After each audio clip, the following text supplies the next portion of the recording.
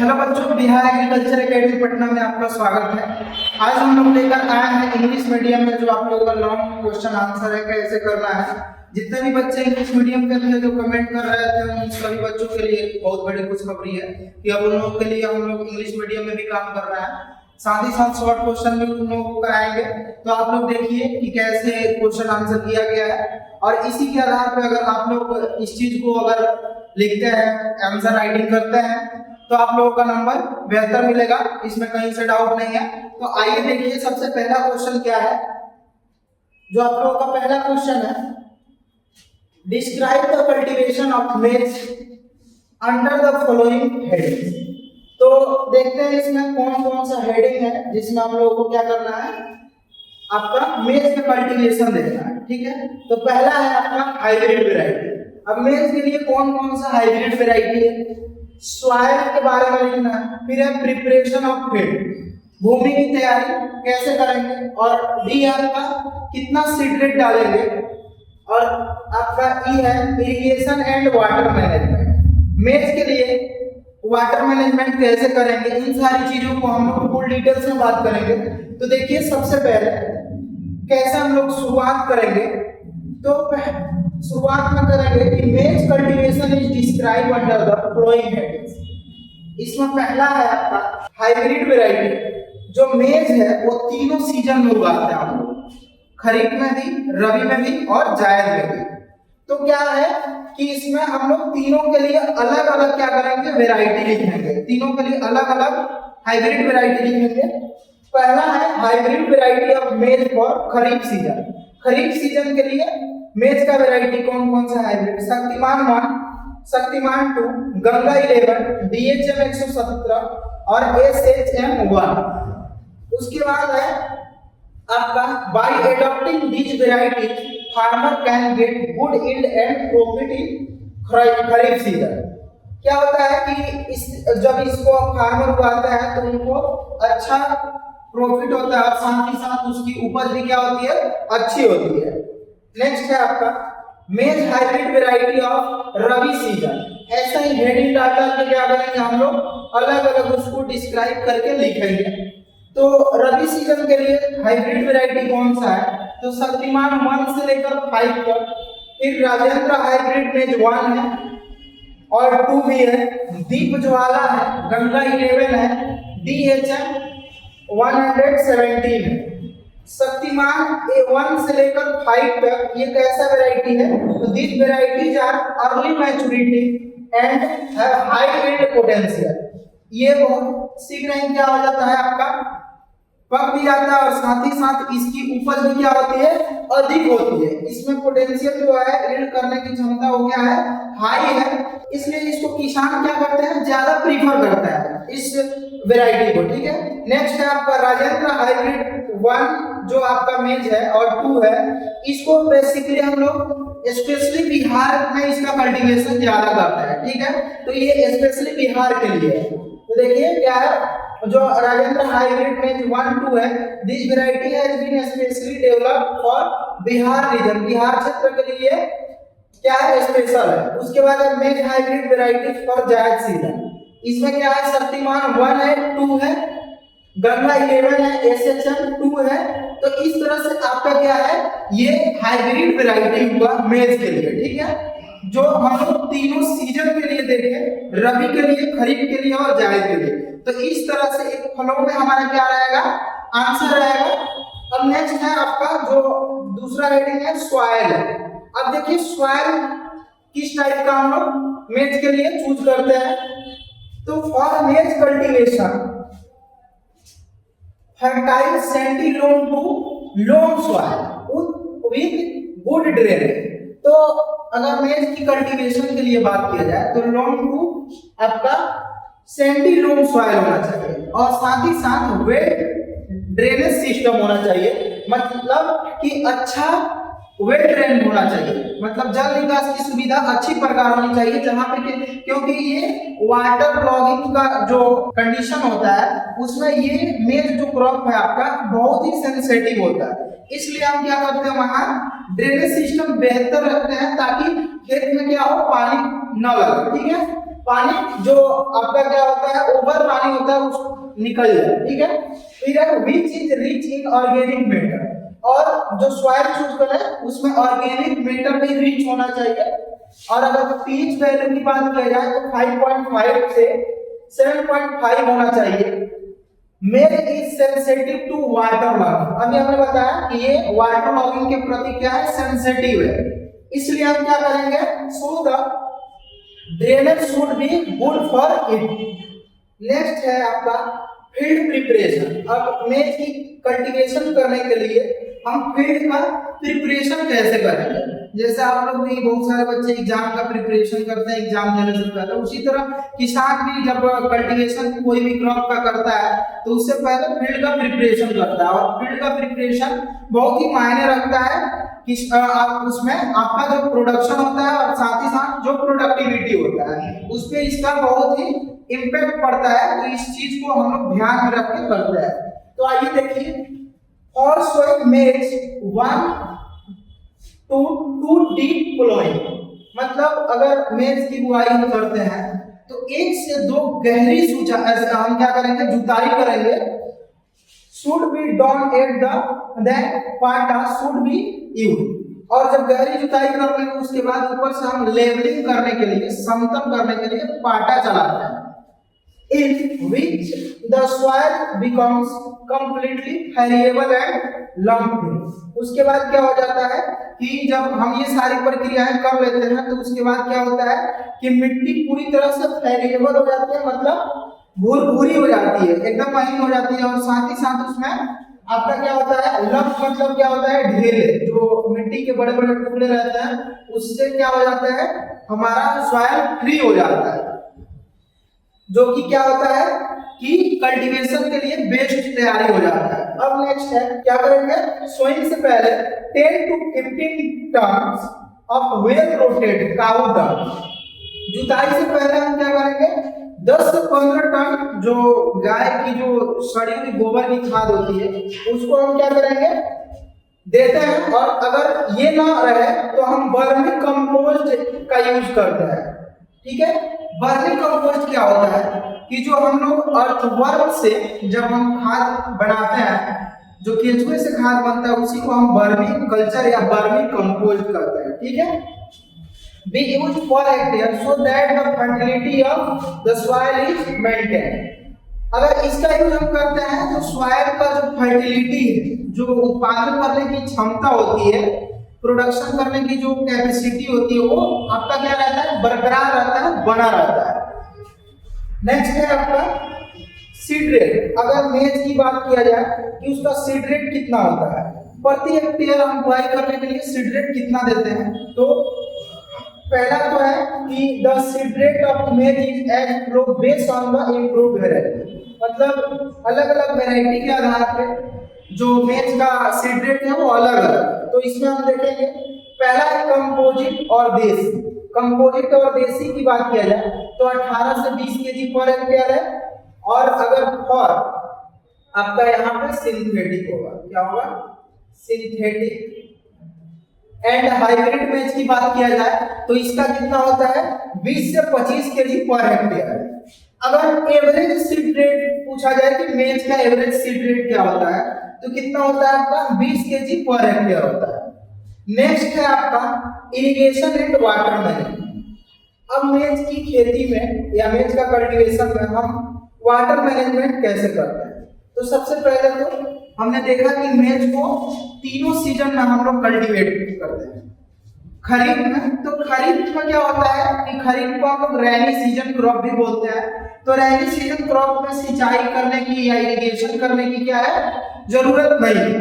अगर उस कंडीशन में हम सिंचाई करेंगे, जो आपका खरीफ सीजन का जो मेज है, जब ड्रॉट पड़ जाए, जब सूखा पड़ जाए, उस कंडीशन में हम 2 से 3 इरिगेशन क्या कर देंगे, वो नेसेसरी होता है मेज के लिए, जिसको हमें करना चाहिए।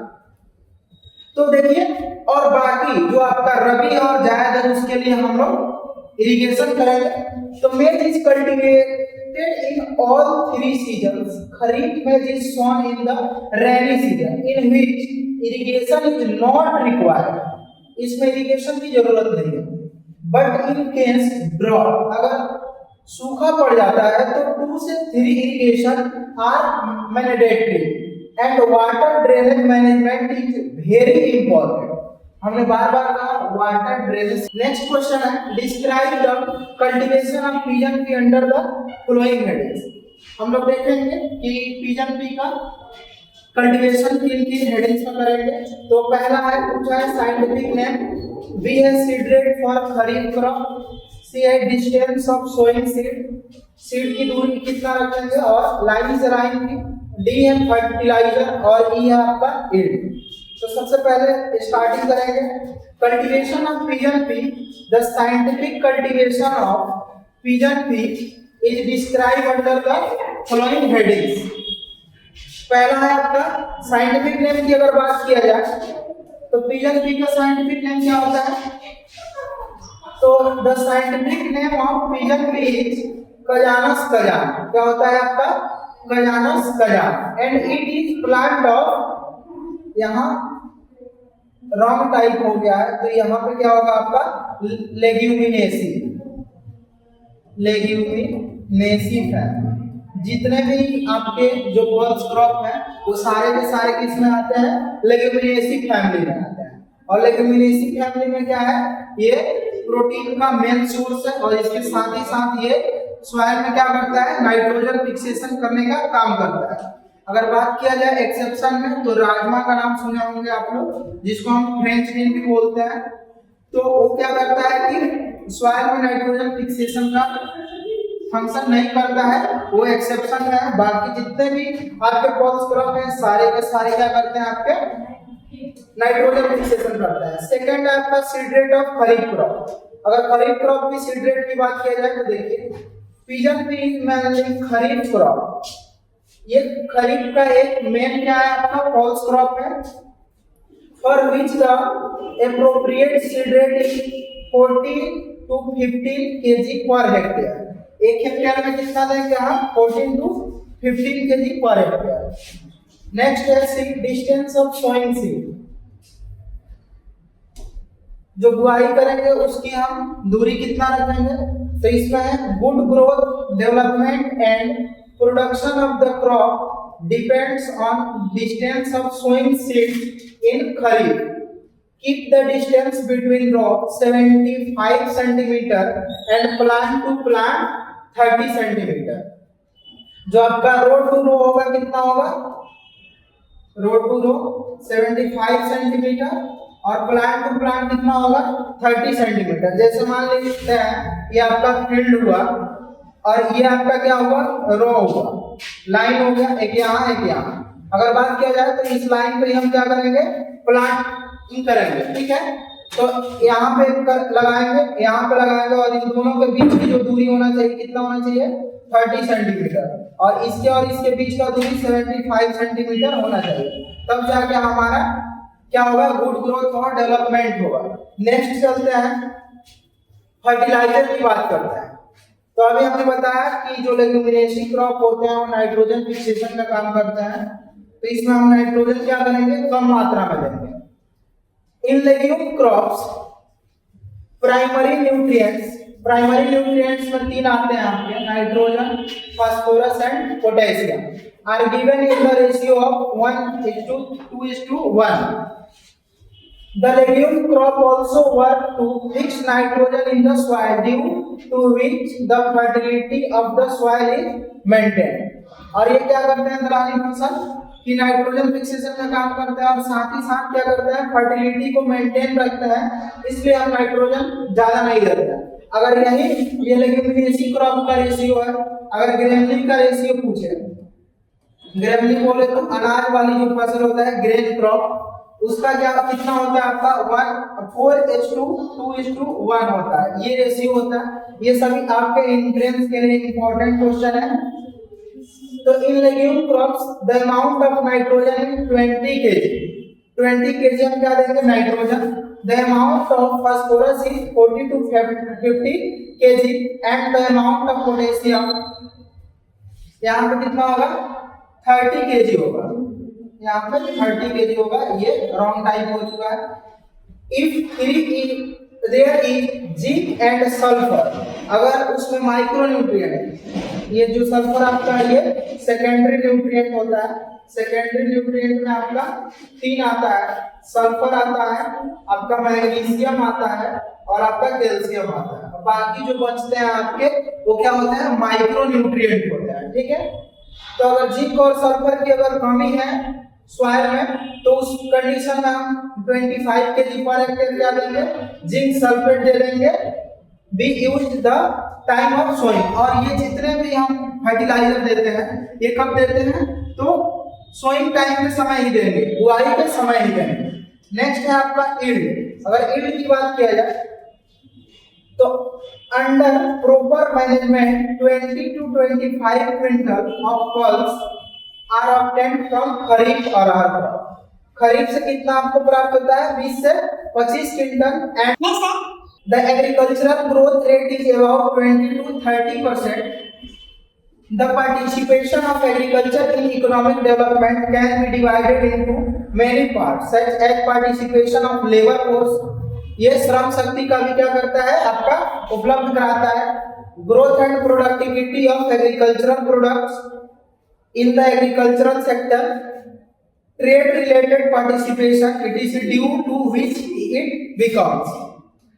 अब क्या है कि इसमें क्या क्या इसका पार्टिसिपेशन है, तो सबसे पहले देखिए जितने भी आपके फैक्ट्री हैं या इंडस्ट्रियल है उसमें क्या है, सप्लाई ऑफ रॉ मटेरियल, ये रॉ मटेरियल का क्या करता है, सप्लाई करता है।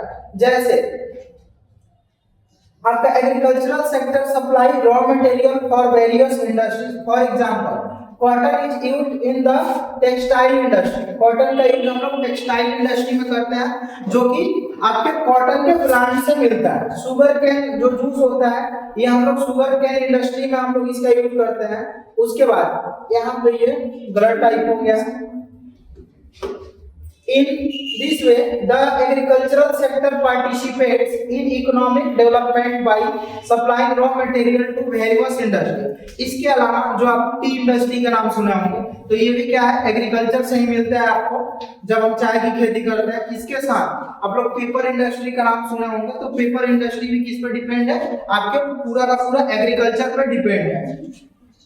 सेकेंड है कैपिटल फॉर्मेशन, जो आपका फॉरेन करेंसी होता है, जो फॉरेन करेंसी हमें प्राप्त होता है, जो जब क्या होता है कि मार्केट का ग्लोबलाइजेशन होता है, जब विश्व स्तर पे मार्केट का ग्लोबलाइजेशन होगा तो उस टाइम हमें क्या मिलेगा, फॉरेन करेंसी प्राप्त होगा, जिससे क्या होगा कि कंट्री का क्या होगा, डेवलपमेंट बढ़ेगा और इसके साथ ही साथ जो आपका स्टेट तो डेवलपमेंट करेगा। The agricultural sector prove to be helpful is capital formation in two way। First है as a result of increase in agricultural productivity in income of the agriculture sector। उसके बाद है, और ये एग्रीकल्चर सेक्टर ऐसा है कि जिसमें हम बहुत कम पूंजी लगाकर क्या कर सकते हैं, हम इस चीज को आगे बढ़ा सकते हैं। उसके बाद प्रोवाइडिंग लेबर फोर्स, इसके साथ साथ लेबर फोर्स भी प्रोवाइड कराता है। उसके बाद इसमें क्या है, आपका जो एम्प्लॉयमेंट है, एम्प्लॉयमेंट को भी क्या करता है, ये देता है। जैसे क्या agriculture sector also play an important role in creating employment opportunity. जैसे agriculture sector creates employment opportunity for most of the population. Development in agriculture sector requires capital and resources. जैसे बहुत सारे ऐसे वर्क हैं जहाँ पे बहुत ज्यादा एम्प्लॉयमेंट की जरूरत होती है, वहां पे एग्रीकल्चर सेक्टर क्या करता है, एम्प्लॉयमेंट की। Good yield of banana, each plant require 20 kg cow dung manure. 20 kg हम पर प्लांट के लिए क्या करेंगे, काउ डंग देंगे।